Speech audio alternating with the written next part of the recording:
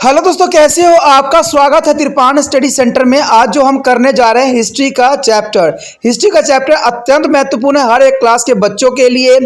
खास तौर पे जो यूपीएससी एग्जाम तैयार करना चाहते हैं तो इस वीडियो का जो है फायदा उठा सकते हैं और ये काफी इंपॉर्टेंट भी उनके लिए रहेगा। चलिए देखते हैं हमारा आज टॉपिक क्या है। 18वीं शताब्दी में भारत में अर्थव्यवस्था की क्या कंडीशन थी। देखिए, ये जानना हमारे लिए बहुत दिलचस्प और रोचक रहेगा कि 8वीं शताब्दी में भारत में अर्थव्यवस्था की क्या कंडीशन थी और इससे क्या बेनिफिट था।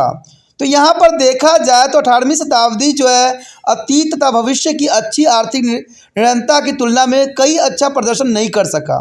यानी 8वीं शताब्दी में देखा जाए तो अर्थव्यवस्था का जो प्रदर्शन था, जैसा सोचा गया था वैसा नहीं देखने को मिला। यह काल भारत में अत्यधिक राजनीतिक खलबली का दौर था, जिसमें पहले तो राज्य का निर्माण होता था तथा अगले ही पल वह विघटित भी हो जाती थी। कारण क्या था कि हर एक व्यक्ति की अपनी महत्वाकांक्षा बन गई थी और हर कोई जो है अलग अलग षड्यंत्र रचा करते थे, जिसके वजह से जो है विघटित होना स्वाभाविक बात था और अर्थव्यवस्था जो थोड़ी तहस नहस हो गई थी। व्यवस्थाओं में अस्थिरता अपने चरम पर थी और यह भी निर्विवाद है कि सैन्य अभियानों के विस्थापन को बढ़ावा भी काफ़ी मिला। यानी सैन्य अभियान को जो है काफ़ी बढ़ावा मिला और सिंचाई के जलाशयों का जो विध्वंस और पशुधन का जो है जबरन, संपत्ति हरण और जनता का जो है बालत निष्कर्षण तथा उसके बाद के युद्धों में किसी से भी छिपा नहीं था। और इस सब ने जो है आर्थिक स्थिरता पर जो है हानिकारक प्रभाव डाला तथा प्रगति की राह में अनगिनत जो है रोड़े अटका दिए। यानी देखा जाए तो 18वीं शताब्दी में जो अर्थव्यवस्था थी वो खलबली का जैसा था। यानी राजनीति में खलबली थी तो अर्थव्यवस्था में भी खलबली देखने को मिला। और कहते हैं इस समय जो है सारे जो प्रगति के रास्ते को जो है रोले जो है अटका दिए, यानी पत्थर जो है डाल दिए और जो है ये जो है सबसे बड़ा जो है रुकावट मानी जा सकती है। यदि दिल्ली के नज़रिए से देखें तो निश्चित ही 18वीं जो शताब्दी एक अंधेरा युग था। यानी 18वीं शताब्दी जो थी एक अंधेरा युग के समान माना जा सकता है। नादिर शाह, फिर अहमद शाह तथा अंततः रोहिल्ला, जो कि 1761 से 1771 तक दिल्ली पर जो है नियंत्रण स्थापित करने वाले के आक्रमणों से दिल्ली को एक निरंतर जो है ध्वंस की ओर धकेला। भारत के अन्य क्षेत्र के शायद ही इस दौर से कभी गुजरना पड़ा हो, चाहे वो त्रिवेंद्रम, पुणे और पटना अथवा जयपुर क्यों न हो। इस युग में राजनीतिक विकेंद्रीकरण होने के कारण आर्थिक परिवर्तन का भी दौर चला, जिसके कारण दिल्ली तथा आगरा के अनुभवों को इस संबंध में व्यापक रूप नहीं मिल सका। तो काफ़ी महत्वपूर्ण बात आता है कि कहते 18वीं शताब्दी में जो है पूरे देश में जो है शताब्दियों में अंधेरे का युग माना जा सकता है, क्योंकि यहाँ पर जो राजनीतिक जो उथल पुथल हो रही थी इसका प्रभाव जो है सबसे अधिक जो पड़ी वो राजनीति के अर्थव्यवस्था के साथ जुड़ गया। यानी इकोनॉमिक्स अर्थव्यवस्था पर जो है बहुत काफ़ी गहरा प्रभाव देखने को मिला हमें 18वीं शताब्दी में। और इसका कारण यही था कि सल्तनत का जो है उलट पलट होना इसका सबसे बड़ा कारण बना। हालांकि विभिन्न क्षेत्रों की परिस्थितियां एक सी नहीं थी। यानी देखा जाए तो ये बेशक 18वीं शताब्दी उलटफेर की स्थिति मानी जाती है, लेकिन ये कंडीशन हर एक क्षेत्र में विद्यमान नहीं थी। यानी हर क्षेत्र में ये नहीं पाया गया। कहते हैं कुछ क्षेत्रों में जो 18वीं शताब्दी में प्रथम से विस्तार देखने को मिला, जैसे बंगाल के ले जयपुर और जो है हैदराबाद काफ़ी विस्तृत थी और काफ़ी जो है फला फूला, जबकि कुछ में यह देर से जो है प्रविष्ट हुआ, जैसे त्रावणकोर, मैसूर, पंजाब। आर्थिक समृद्धि तथा पतन का कोई भी अकेला अनुक्रम उस युग के भारत के हर क्षेत्र के लिए उचित नहीं हो सकता। यानी देखा जाए तो ये किसी क्षेत्र में जो है नहीं था, यानी कुछ क्षेत्र में थे, कुछ क्षेत्र में नहीं थे। हालांकि कुछ कमजोरियों तथा अंत विरोधियों के बावजूद 18वीं शताब्दी में कृषि के क्षेत्र में अच्छा प्रदर्शन हमें देखने को मिलता है। साथ ही अंतर्देशीय व्यापार तथा शहरीकरण भी फले फूले इस समय। यानी शहरीकरण भी काफ़ी फला फूला। हालांकि उत्तर भारत, पंजाब कुछ हिस्सों में अंतर्राज्यीय संघर्ष की वजह से कृषि में पतन की स्थिति देखी गई। भूमि तथा श्रम के अनुभव तथा प्रबंधन ने कृषि तरीकों तथा तकनीकी कमी को पूरा करने में कुछ हद तक जरूर सफलता इस समय पा ली थी। यानी 18वीं शताब्दी देखा जाए जहाँ उथल पुथल के समय काल थी, वहाँ पर कृषि में भी कुछ जो है कदम देखने को मिला, कुछ जो है प्रगति देखने को मिला। तकसीम के आंकड़ों का उपयोग कर आईने अकबरी से तुलना कर देखें तो यह सिद्ध होता है कि सिंचाई योग्य भूमि का अभाव नहीं बल्कि शांति तथा श्रम की अभाव था उस समय। यह आईने अकबरी में साफ सारी बातों को जो है विस्तार पूर्वक चर्चा किया गया है कि उस समय भूमि की अभाव नहीं थी, यह भूमि की सिंचाई का अभाव नहीं था, यह उपयोगिता का अभाव नहीं था, बल्कि शांति तथा श्रम का अभाव था, जिसके परिणाम स्वरूप कृषि के क्षेत्र में पतन हुआ तथा कृषि मूल्य के उतार चढ़ाव के कारण जो है अनिश्चितता आई। इसी समय मूल्य व वृद्धि ने किसानों का लाभ पहुंचाया, परंतु यह लाभ सामान्य रूप से नहीं हुआ क्योंकि कृषक समाज बटा हुआ था, यानी कृषक समाज जो था इस समय बट गया था और राज्य ने कृषि के उत्पादों को जो है शुल्क लिए, जबकि गांव खर्चीले विनिमय के व्यापक तंत्र से जुड़े हुए थे। यानी देखा जाए जहां पर खर्च कम होना चाहिए वो जो था खर्च से जुड़ गया, यानी गांव जो थे खर्चीले विनिमय के व्यापक तंत्र से जुड़े हुए थे। यह भी उल्लेखनीय है कि 1702 से लेकर 1704 के मध्य दक्षिण भारत में संकट के बादल के बावजूद 18वीं शताब्दी के प्रथम 7 दशकों में भारत जो था भुखमरी जैसे आपदा से बचा रहा। तो ये काफ़ी महत्वपूर्ण है कि भारत में भुखमरी जैसे आपदा जो थी नहीं हुई, तो ये काफ़ी इंपॉर्टेंट बात रखता है। सन 1770 के बंगाल का भयंकर अकाल जिसमें लगभग आधी जनसंख्या को अपने जो है प्राण गंवाने पड़े।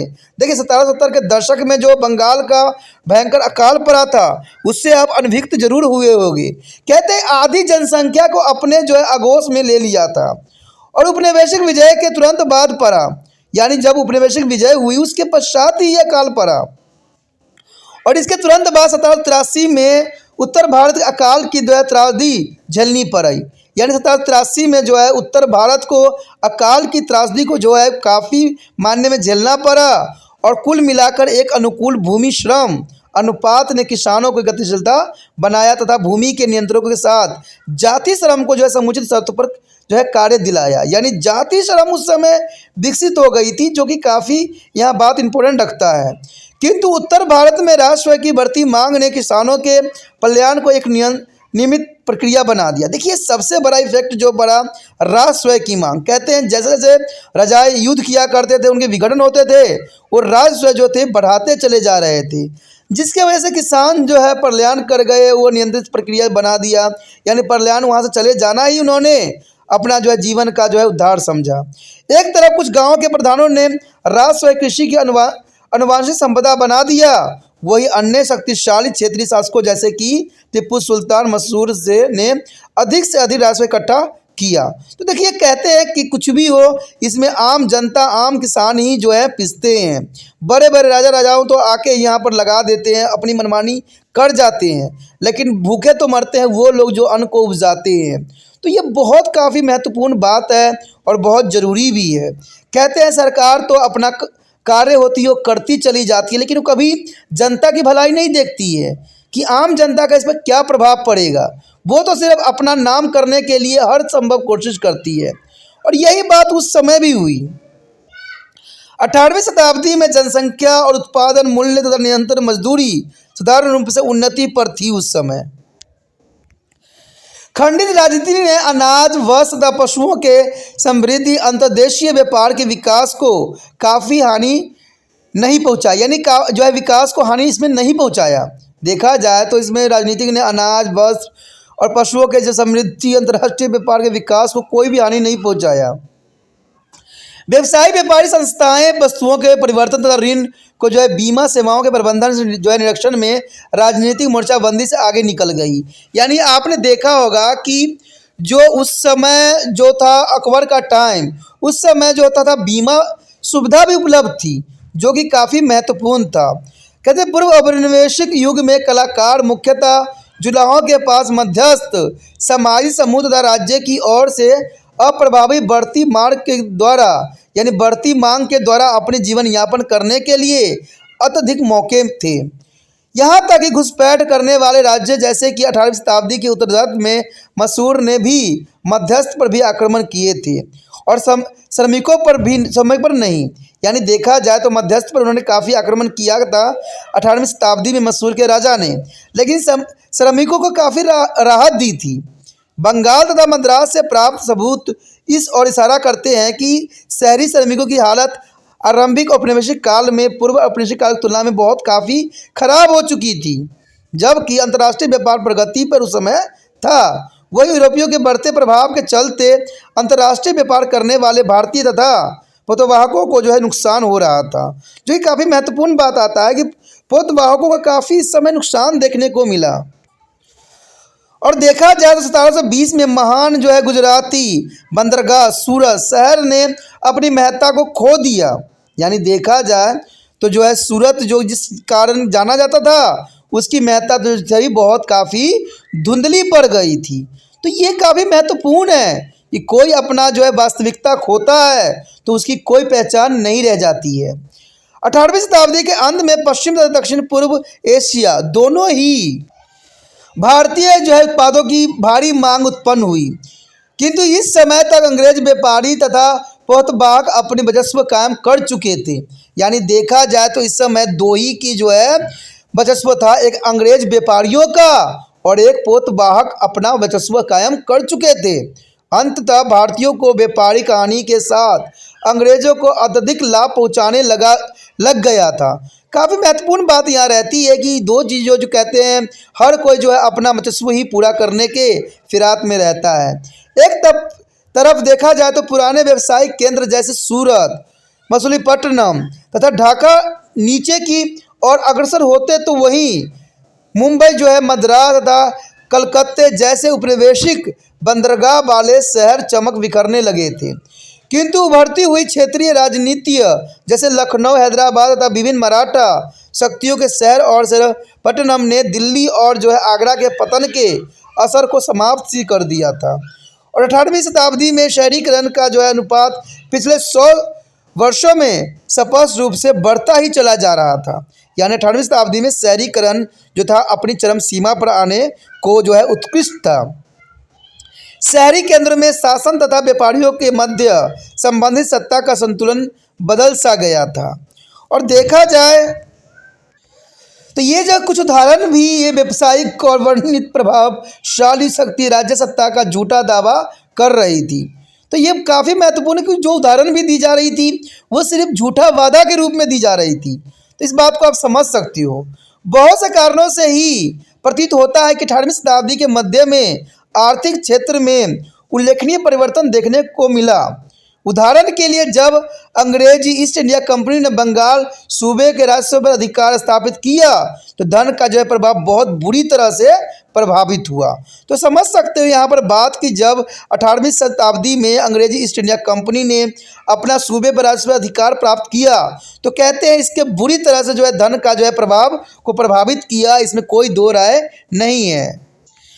पहले जो था बंगाल अपनी निर्यात के बदले सोना और चांदी पाता था, किंतु यह तरीका ज़्यादा न चल सका। यानी पहले देखा जाए तो निर्यात के बदले में सोना चांदी जो है बंगाल पाया करता था, लेकिन ये ज़्यादा दिन चल नहीं सका। 18वीं शताब्दी के अंतिम हिस्सों में किसान नकदी फसलें जैसे कि नील तथा अफीम की खेती करने को बाध्य हुए। तो ये आपको पता भी होगा कि 18वीं शताब्दी के अंतिम हिस्सों में किसान नकदी फसल जैसे कि नील और अफीम की खेती करने के लिए बाध्य हुए। कारण क्या था कि ब्रिटिश में जो थे नील जो थी बहुत कम मात्रा में उपलब्ध थी, तो वो भारत से जो है लोगों को धोखा देने के चक्कर में जो है उन्होंने जो यहाँ पर नील की खेती का जो है शुरू गणेश किया। यानी श्री गणेश जो है इन्होंने नील की खेती किया। तो आपको चंपारण की घटना याद होगी जहाँ पर महात्मा गांधी ने पहला सत्याग्रह चलाया था, वो भी नील की खेती के ऊपर। तो इसमें कोई दो राय नहीं है। तो और अफीम की खेती भी जो है इस समय काफ़ी मात्रा में किए जाने लग गया था, इसलिए अन्न की फसल की उत्पादन का बुरा प्रभाव डाला। तो जनरल सी बात है, जहाँ नील की खेती और अफीम की खेती होगी वहाँ पर फसल का उत्पादन कहाँ संभव होगा। कहा जाता है कि नील की खेती जिस भूमि पे होती है वो भूमि बंजर हो जाती है, यानी वो कृषि योग्य नहीं रह पाती है। तो ये बहुत काफ़ी इंपॉर्टेंट बात आती है। तो जनरल सी बात है कि अन्न की फसल के उत्पादन का जो है बुरा प्रभाव जरूर देखने को हमें मिलेगा। किंतु 18वीं शताब्दी के उत्तरार्ध के 1750 से पूर्व के काल से भिन्न बनने वाले एक और कारण है, वो है युद्ध का बदलता स्वरूप। देखिए युद्ध भी करने का तरीका जो था इस समय में बदल चुका था। 1750 के बाद की अवधि में युद्ध में नागरिक जो है जान माल क्षति तथा आर्थिक उत्पादन की क्षति पहले की तुलना में अधिक होने लगा। क्यों? क्योंकि ये लोग जितने भी युद्ध करने लगे वो आधुनिक युद्ध करने लगे। कहते पुराने समय में तलवार से हुआ करता था, कोई इतना इफेक्ट नहीं पड़ता था किसी भी खेत और ज़मीन जायदाद को, लेकिन जब इन्होंने तोपों का इस्तेमाल करने लग गए तो कहते हैं ये जान माल के साथ साथ जो है कृषि क्षेत्र को भी जो है बेकार कर देती थी। तो काफ़ी ये इंपॉर्टेंट बात रखता है यहाँ पर, यानी आर्थिक उत्पादन की क्षति पहले की तुलना में अधिक होने लग गई थी और इसी समय युद्ध ने नई तकनीकी का उपयोग ने इसे और भी अधिक खर्चीला कार्य बना दिया। तो कहते हैं तोपों का इस्तेमाल करना खर्चीला कार्य और दूसरा कार्य तो था ही था। व्यापक स्तर पर अग्नेय अस्त्र का उपयोग, किराए के सैनिक का उपयोग तथा जो है स्थापित सेना का रखरखाव, इन सभी के बहुत हानिकारक प्रभाव देखने को मिला। कहते उस समय अंग्रेज से जो है सिपाही भी लिया जाया करता था उधार में, और कहते अग्नि यंत्र का उपयोग करना ये कई मानने में जो था बहुत ही घातक और बहुत ही प्रभावकारी था। तो ये काफ़ी महत्वपूर्ण बात आता है इस समय के दौरान इकोनॉमिक्स पे जो पड़ा प्रभाव वो काफ़ी घातक था। यहाँ पर देखा जाए तो हमारा जो है अत्यंत महत्वपूर्ण टॉपिक आया है सामाजिक संदर्भ। देखिए दोस्तों, सामाजिक संदर्भ जो है 18वीं शताब्दी के अंतर्गत है कि 18वीं शताब्दी में सामाजिक जीवन किस प्रकार थी और 18वीं शताब्दी में सामाजिक का क्या ढांचा था, 18वीं शताब्दी में कौन कौन से धर्म जो थे अपनी चरम सीमा पे थे और जो है कौन कौन से धर्म कितने भागों में विभक्त थे। तो ये सारी बातों पे जो है यहाँ पर हम विस्तार से चर्चा करने की कोशिश करेंगे और जानने की कोशिश करेंगे कि उस समय जो है 18वीं शताब्दी के अंतर्गत जो है सामाजिक संदर्भ किस प्रकार की थी और उनका जीवन किस प्रकार के जो है व्यतीत किया करते थे। तो काफ़ी रोचक रहने वाला है टॉपिक हमारे लिए। कहते हैं 18वीं शताब्दी में सामाजिक जीवन अपनी पुरानी परिपाटी की ही तरह कायम थी, यानी कोई चेंजेस इसमें देखने को नहीं मिला। पुरानी परिपाटी यानी पुराने रूल रेगुलेशन के अंतर्गत ही सामाजिक जीवन हुआ करता था। सामाजिक संस्कृति एकता की कुछ विशेषताओं के अतिरिक्त पूरे वर्ष में सामाजिक ढांचों में समानताएं नहीं थी, यानी सामाजिक जो है ढांचे उसमें समानताएं नहीं थी। देखा जाए तो समाज धर्म क्षेत्र जाति भाषा वर्ग और जनजातियों के आधार पर विभिन्न श्रेणियों में बटा हुआ था। देखा जाए तो सिर्फ धर्म पे नहीं बटे हुए थे या जाति पे नहीं बटे हुए थे, समाज धर्म क्षेत्र जाति भाषा वर्ग जनजातियों के आधार पर जो थे ये सारे श्रेणी अलग अलग भागों में विभक्त थे। हिंदू हजारों जातियों के आधार पर विभाजित थी। देखिए अब बहुत बड़ी बात आती है कि हिंदू एक वर्ग नहीं होते, हिंदू का हजारों जातियों के जो आधार पर विभाजित थे। किसी भी व्यक्ति की जाति जन्म से उसके वंश के अनुसार निर्धारित होती है। ये तो हमें भी पता है कि ये जो होता है आपका प्रदंत होता है, यानी जो चीज़ें हमें जन्मजात प्राप्त होती है उसे प्रदंत कहते हैं और जो हम जीवन में अचीवमेंट करके प्राप्त करते हैं उसे अर्जित कहते हैं। ठीक है, जो बच्चे सोशियोलॉजी लेते हैं उनको इस बात का जो है शब्दों का जरूर इसका आभास जरूर होगा। तो इसमें यही बात बताया गया है कि किसी भी व्यक्ति की जाति जन्म से उसके वंश के अनुसार निर्धारित होती है और अंतरजातीय खान पान अंतरजातीय विवाह जो प्रतिबंधित थे। यानी देखा जाए तो 18वीं शताब्दी में अंतरजातीय खान पान यानी एक ही जाति के व्यक्ति आपस में खान पान रख सकते थे, यानी दो अलग अलग जाति जो थी आपस में खान पान नहीं रख सकती थी, ये प्रतिबंधित थी। साथ में विवाह जो होता था अपने ही जाति में होती थी। ठीक है, अंतरजातीय विवाह प्रतिबंधित थे, यानी दूसरे जाति से विवाह करना गलत माना जाता था और उसको जो है समाज बहिष्कृत कर देती थी, यानी समाज जो है उसको जो है बाहर निकाल देती थी। और इवन कई घटनाओं में तो ये भी देखने को मिला है कि उसको जो है मौत के घाट भी लड़का लड़की को उतार दिया जाता था ऐसे कंडीशन में।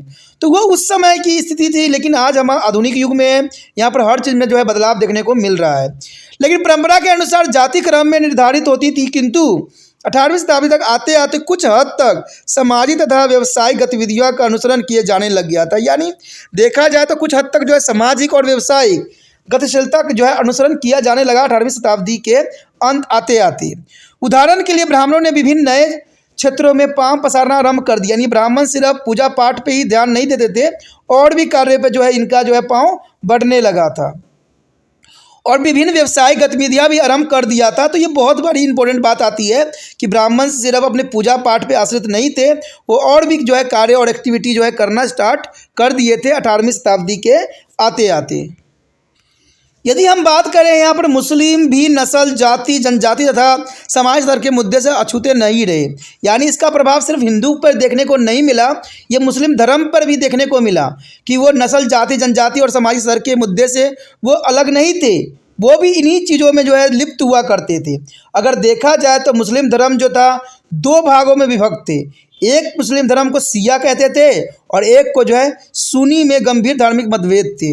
यानी दोनों सिया और सुन्नी में काफ़ी धार्मिक मतभेद थे, हर का जो है अपना विचारधारा था। तो इसी वजह से जो है सिया सुन्नी में विभक्त हो गए और दोनों का मतभेद अलग अलग था। जबकि ईरानी, अफगानी तथा भारत में भी धर्मांतरित मुसलमानों में भी मतभेद थे जो उन्हें एक दूसरे से पृथक खड़ा करते थे। इस्लाम में जो है धर्मांतरित हुए व्यक्ति इस्लाम में अपनी जाति के संग आए थे और समाज के आधार धूरी परिवार था जो पितृत्वात्मक तथा सिवाय केरल के जहाँ मात्रात्मक प्रधान समाज था। देखिए, समाज जो होती है दो प्रकार की होती है, तो पिता पे आश्रित होती है या मातृ समाज होती है। आज के समय, आधुनिक समय में देखा जाए तो पिता का ही बोलबाला चलता है, लेकिन कई घरों में माता का भी चलता है। और उस समय जो था या तो पितृ समाज थी या मातृ समाज थी, लेकिन आधुनिक युग में दोनों ही जो है इम्पोर्टेंट रखती है। तो काफ़ी महत्व की बात यहाँ बताई गई है कि अगर देखा जाए तो पितृत्वात्मक था सिवाय केरल के जहाँ मातृत्व प्रधान समाज था। यानी सभी दूरी पे जो है पितृत्वात्मक समाज था, लेकिन केरल के क्षेत्र में जो था मात्रात्मक प्रधान समाज हुआ करता था। महिलाओं को आदर्श पुत्री, पत्नी, माँ बनने की अपेक्षा रखी जाती थी। यानी वही बात आ गया कि महिलाओं के साथ सदैव ही हम यही रखते हैं कि वो आदर्श पुत्री बन जाए, पत्नी बन जाए और माँ बन जाए, ठीक है। लेकिन ये बातें जो थे लड़कों पे लागू नहीं होते थे, सिर्फ लड़कियों पर ही लागू होता था कि वो आदर्श में पुत्री बन के दिखाए, पत्नी बन के दिखाए, माँ बन के दिखाए। लेकिन पुरुषों के ऊपर कोई प्रतिबंधित नहीं था, जो कि बहुत बड़ी विडंबना की बात यहाँ पर आती है। उत्तर भारत में उच्च कुल की महिलाओं में पर्दे का चलन था। यानी उच्च कुल के जो औरतें होती थी वो पर्दा किया करती थी। बाल विवाह प्रचलित थे उस समय भी, तथा विवाह दो परिवारों के बीच सामाजिक बंधन माना जाता था। यानी विवाह जो होती थी दो परिवारों का बंधन माना जाता था। उस समय भी विद्यमान थी और आज के समय भी ये विद्यमान है। कहते उच्च कुलों में बहुपत्नी प्रथा तथा दहेज का प्रचलन भी था। यानी उच्च कुल के लोगों में बहुपत्नी तथा यानी बहुत से पत्नी रखने की प्रथा थी। ये भी बहुत बड़ी विडंबना है कि उस समय कहते हैं एक पुरुष जो थे कई पत्नियों को रख सकते थे, जो कि बहुत बड़ी विडंबना ही देखा जा सकता है। और देखा जाए तो दहेज प्रचलन भी उस समय जो है बेखूबी देखने को मिलता है। किंतु 18वीं शताब्दी के सबसे घिनौनी रीति सती प्रथा थी तथा हिंदुओं के बीच विधवाओं की स्थिति थी। देखिए, ये बहुत ही रीति रिवाज जो है गंदे हैं, जिसको हम कुछ कह नहीं सकते। घिनौना रीति रिवाज सती प्रथा थी। सती प्रथा का अर्थ होता है कि अगर किसी के पति मर जाता था तो पत्नी को ज़बरदस्ती जो है उसके जो है बॉडी पे सुला के उसको भी जो है सती कर देते थे, जला दिया करते थे। अब देखिए, किसी जिंदा व्यक्ति को जलाना ये कहाँ तक न्याय उचित था, जो भारत में पहले विद्वान था, और इसे घिनौना रीति रिवाज का ही नाम दिया गया। लेकिन कहते हैं जब राजा राम मोहन राय आए, उन्होंने समाज को जाना समझा, तो उन्होंने लाल विलियम बैटरी से अनुरोध करके जो है सती प्रथा पर बैन लगवा दिया। तो चलिए, अच्छी बात थी, कहते हैं दूर से आए लेकिन दुरुस्त आए। राजा राम मोहन राय के जो है प्रयत्नों से जो है विलियम लाल बैटरी ने जो है इस पर जो है प्रतिबंध लगा दिया, जो कि बहुत काफ़ी ज़रूरी भी था। और कहते हैं उस समय जो होता था कम उम्र में लड़कियों की शादी हो जाती थी और बाई चांस उसका पति अगर मर जाता था तो उसको भी सती कर देते थे। तो ये काफ़ी घिनौना ही प्रथा देखा जा सकता है। लेकिन कहते हैं आज का समाज इन चीज़ों से जो है दूर है, ठीक है। उस समय विधवा विवाह पर भी प्रतिबंधित था। कोई विधवा जो है अपनी जीवन नहीं जी सकती थी, या वो बचपन में विधवा क्यों ना हो गया हो या जवानी में हुआ हो, उसको जीवन भर जो है विधवा ही रह के रहना पड़ता था। ये भी बहुत बड़ी जो है दुर्भाग्यपूर्ण उस समय स्त्री की जो दशा थी। समय के अनुसार शिक्षा पद्धति ने जो है अनुकूल परिवर्तन नहीं हो पाया था। यानी देखा जाए तो ये बहुत बड़ी जो है विडंबना खड़ा होता है कि समय के अनुसार शिक्षा पद्धति में अनुकूल परिवर्तन नहीं देखने को मिला। तो ये बहुत बड़ी बात आती है कि उस समय जो है शिक्षा में कोई परिवर्तन नहीं आया। पाठ्यक्रम में साहित्य, भाषा, विधि, धर्म, दर्शन तथा तर्क के विषय को जो है सम्मिलित किया गया, किंतु भौतिक, प्राकृतिक विज्ञान, तकनीकी और भूगोल का अध्ययन शामिल उसमें नहीं किया गया था। यानी 18वीं शताब्दी में देखा जाए तो सिर्फ जो है साहित्य, भाषा, विधि, धर्म, दर्शन, तर्क विषय ही सम्मिलित थे, जबकि भौतिक, प्राकृतिक विज्ञान, तकनीकी और भूगोल का अध्ययन नहीं शामिल किया गया था। यानी देखा जाए तो 18वीं शताब्दी में शिक्षा जो थी पिछड़ी हुई थी। अध्ययन के जो है सैद्धांतिक तरीके से वर्चस्व की वजह से गतिशील विचारों का अभाव था। यानी उस समय जो था सैद्धांतिक तरीकों के वर्चस्व की वजह से, यानी उसकी प्रौढ़ि की वजह से, उसकी अपने आप को महानतम की वजह से जो है विचारों का अभाव था। यानी प्रगतिशील विचार उस समय प्रचलित नहीं हुआ करती थी। ये भी बहुत बड़ी विडंबना थी। आरंभिक शिक्षा का विस्तार व्यापक था। यानी आरंभिक शिक्षा का विस्तार हर जगह था, हर क्षेत्र में था। और उच्च शिक्षा का माध्यम संस्कृत तथा फारसी भाषा में होती थी। यानी देखा जाए तो 18वीं शताब्दी में भाषा का जो माध्यम था वो संस्कृति था या फारसी भाषा हुआ करता था। यद्यपि मेहनत जाति के कुलीन व्यक्तियों की शिक्षा का प्रबंधन नहीं था। यानी देखा जाए तो इसमें बहुत बड़ी विडंबना आता है कि जो महिलाएं हुआ करती थी या जो कुलीन वर्ग के व्यक्ति होते थे, यानी गरीब लोग होते थे, पुअर होते थे, उनको शिक्षा ग्रहण करने के अधिकार नहीं होता था। तो ये बहुत बड़ी बात आती है कि महिलाओं को शिक्षा से जो है अनभिक्त रखा जाता था और जो गरीब लोग होते थे वो भी जो है शिक्षा प्राप्त नहीं कर पाते थे।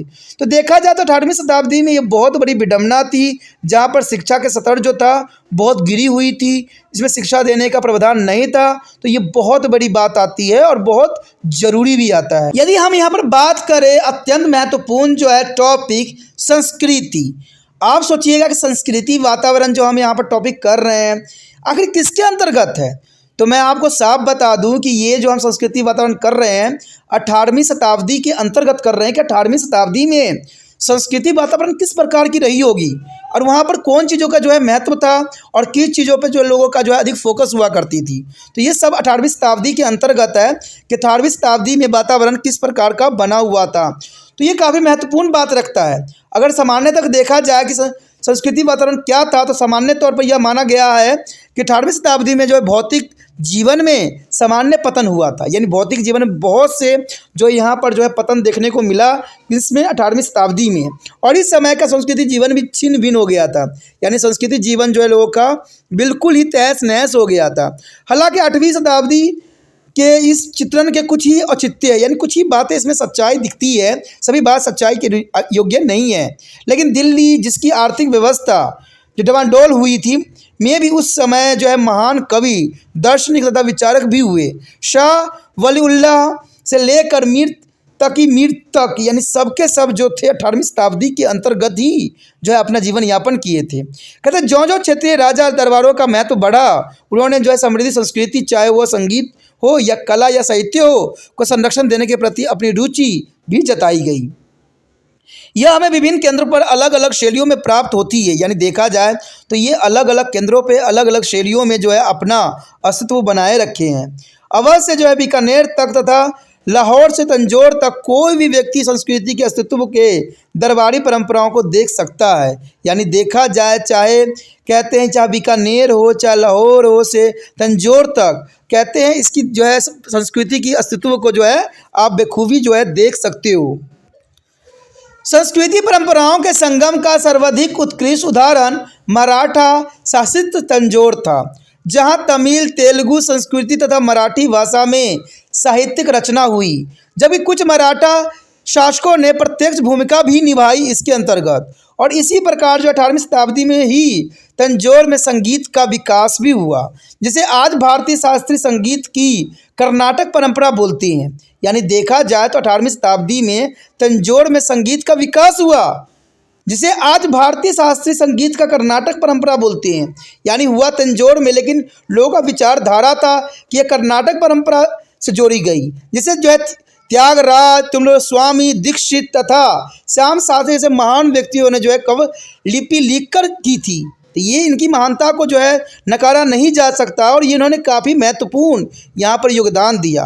अंत में इस युग में जो है तंजौर ने चित्रकला की भी कुछ विशिष्ट शैलियों का विकास इसी के अंतर्गत भी हुआ और इससे उत्तर के जो है कपड़े रंगने की पुराने परंपराओं के साथ जो है इसको मिश्रित कर दिया गया। देखिए उत्तर में जो कपड़ा रंगने की शैली थी इस परंपरा के साथ जो है इसको मिक्स कर दिया गया।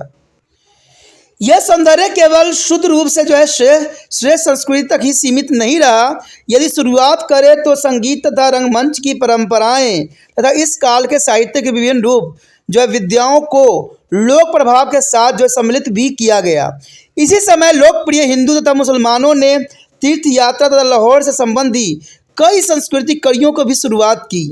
पहले की शताब्दियों में लंबी दूरी की तीर्थ यात्रा वाराणसी के मुख्य केंद्र से जो है रामेश्वरम तक बढ़ी और उत्तर जो है मुगल काल में किराए के सैनिक ले जाना तथा लिपु का जो अधिकारियों को दूसरे स्थान से लाना एक आम बात हो चली थी।